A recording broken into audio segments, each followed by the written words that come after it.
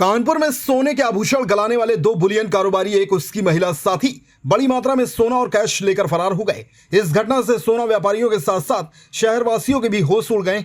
उत्तर प्रदेश के कानपुर बजरिया थाना क्षेत्र में बुलियन कारोबारी संपतराव शिवाजी लवेटे, उसका साथी और उसका साथी महेश विलास मस्के बेकनगंज के सर्राफा व्यापारियों का 10 से 15 किलो सोना लेकर फरार हो गए हैं, जिसकी कीमत 10 करोड़ से अधिक बताई जा रही है।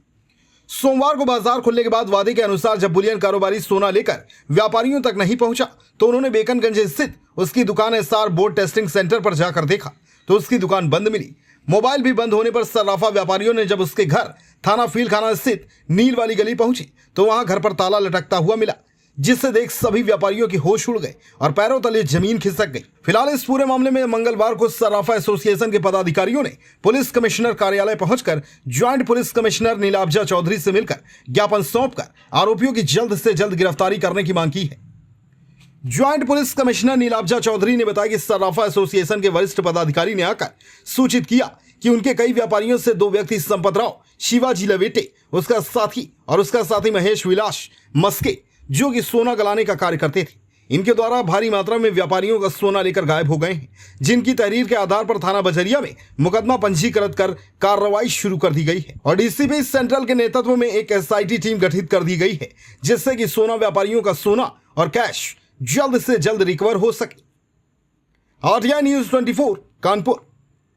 देखिए, मेरी तो टप्पेबाजी करीब 2600 ग्राम सोने की है और ये जो संपतराव लावटे और महेश मस्के और इनकी पत्नी जो हैं संध्या लावटे, ये बेकनगंज में पिछले विगत 30 वर्षों से कार्य करते चले आए। इनका कार्य है सोने के पुराने माल को गलाना और पकाकर दुकानदारों को देना, जिसमें बहुत से छोटे दुकानदार भी हैं। अब तक ये मुझे जो पता लगा है तो लमसम मेरा अंदाज़ा है कि 15 किलो का ये मामला है और कुछ इसमें कैश भी है, क्योंकि जैसे जैसे लोग सामने आ रहे हैं और वो हम लोग इसीलिए यहाँ पर आए हुए हैं कि जो भी हमारा है उसमें कोई भी एक टीम यहाँ से लगाई जाए क्राइम ब्रांच से कि जो उनको ट्रेस कर सके। और अभी भी मैंने पुलिस को सारी चीज़ें प्रोवाइड कर दी हैं, उनका आधार नंबर प्रोवाइड कर दिया है, इसके अलावा जिस कार से वो यहाँ से गए हैं प्लस यहाँ जहाँ पर रहते थे वो कर दिया है। मामला कुछ इस तरह का है कि ये जो सोने का पकाई करने के बाद अभी 1 साल पहले इसने एसआर टेस्टिंग करके गोल्ड की रिफाइनरी का काम शुरू किया, जिससे गोल्ड का टेस्ट करके और ये फाइन करके दुकानदारों को देता था। तो दुकानदारों को पहले ये है कि सेम डे पेमेंट दे देता था, सेम डे सोना दे देता था। उसके बाद इसने समय लगाना शुरू किया कि आपको 2 दिन बाद देंगे, 4 दिन देंगे, क्योंकि जब पूरा सोना इकट्ठा होता था तभी ये गलाता था। तो इस तरह करके इसने लोगों को सोना रोकना शुरू किया। और मेरा प्रकरण ये है कि इसको मैंने अपने आप, हमको एक ज़मीन ख़रीदनी थी जिसके सिलसिले में हमने इसको सोना दिया है पकाने के लिए, और पकाने के बाद इससे बेचने की मेरी बात हुई। इसने भाव तय करके और हमारा अमाउंट बना दिया। तो मैंने कहा नहीं, मुझे अभी पैसा चाहिए। तो इसने IDFC बैंक का और HDFC बैंक के 2 चेक जो हैं 6 चेक हमको दिए इसने, और चेक देने के बाद उसमें करीब 29 लाख की रकम इसने हमको दी है। लेकिन हमसे ये कहा था कि मंडे वाले दिन आपको बाकी की रकम का हम भुगतान कर देंगे। और जब मैं मंडे को गया हूं तो वहां पर हाव हल्ला मचा हुआ था, ये अपने घर से जा चुका था। देखिए, ये अगर आप देखा जाए तो ये कम से कम मेरे अपने हिसाब से 10 करोड़ से ऊपर का है मामला, कम से कम। इसमें सोना कम से कम मेरे हिसाब से 15 किलो के आसपास है। ये महाराष्ट्र सांगली जिले में का रहने वाला है। देखिए, अब तक जो लोग आ रहे हैं सामने वो करीब 15-16 लोग मेरे पास आ चुके हैं, क्योंकि आदमी अभी अपना हिसाब देख रहा है किसके पास क्या है, तो ये और भी लोग आ सकते हैं। मुझे लगता है कि कम से कम, देखिए, मेरा सोना करीब उसकी तरफ 2600 ग्राम सोना है और बाकायदा उसने उसका लिखित में उसने हमको दिया भी है और चेक भी दिया है हमको, और ये कहा था कि मंगलवार को हम दूसरा चेक आपको दे देंगे, आप भुगतान कर लीजिएगा। उसके बाद से ये शनिवार को मॉर्निंग से फरार है। सुनने में ये आया कि पहले अपने परिवार को, जो माल लोड में रहता था, इसने बाई एयर जो है उनको अपने यहाँ गाँव भेज दिया उसके बाद जो है वो ये लोग निकले हैं जो जेंट्स थे। क्या नाम है उसका?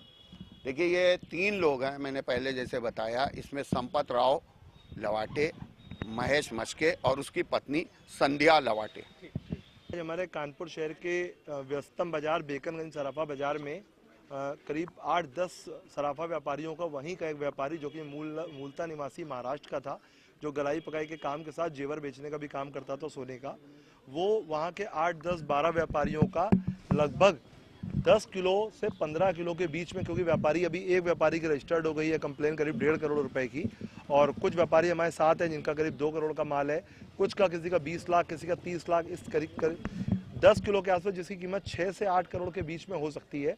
चूंकि एक FIR रजिस्टर्ड हुई है, बाकी अभी होनी बाकी है। तो आज हम लोग यहाँ पे JCP क्राइम नीलाब्जा चौधरी से मुलाकात करने आए थे, तो उन्होंने पहले से ही SHO बजरिया और DCP सेंट्रल सभी को बुला रखा था। पूरी पुलिस का प्रशासन एकदम एक्टिव था और उनके सामने पूरी बात हम लोगों ने करी है, और अपनी बात को तो उन्होंने फौरन 1 या 2 टीमें अलॉट करने की बात कही है। मुंबई एयरपोर्ट और नेपाल बॉर्डर सभी जगह पे उनकी फ़ोटो को भेजने का काम किया है, और उनका कहना है कि हम जल्दी से जल्दी आपके जो रिकवरी है, क्योंकि हमारे कानपुर शहर के लिए भी एक मतलब ख़राब संदेश जाएगा कि हमारे यहाँ रिपोर्ट इस तरीके का कांड हुआ है, तो हम जल्दी से इसको रिकवर करेंगे।